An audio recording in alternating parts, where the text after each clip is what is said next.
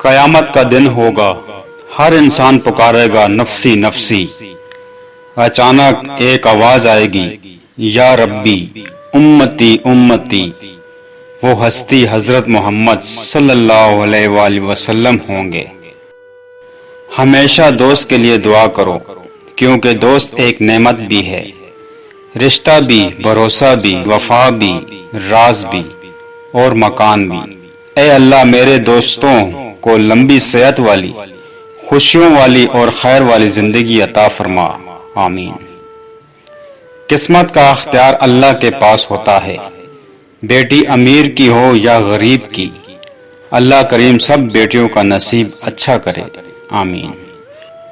بیٹی دشمن کی بھی ہو تو اس کے اچھے نصیب کی دعا کرو۔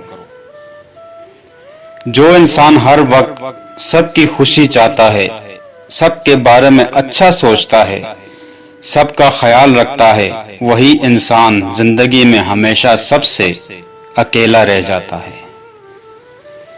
سب سے اچھا دوست بیوی کے لیے شوہر سے اور شوہر کے لیے بیوی سے اچھا کوئی دوست نہیں۔ واحد ایسا دوست جو بہترین مشورے دے گا، کیونکہ جو بھی ہو اچھے اور برے حالات کا سامنا دونوں کو مل کر کرنا پڑتا ہے، یہی دوستی ہے۔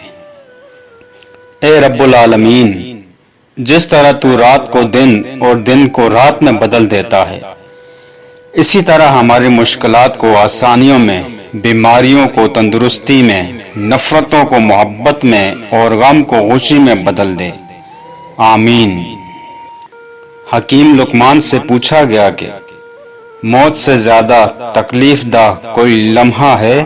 فرمایا ہاں، جب کوئی سفید پوش انسان انتہائی مجبور ہو کر کسی کے آگے ہاتھ پھیلائے، تب اس کے لیے وہ لمحہ موت سے زیادہ تکلیف دہ ہے۔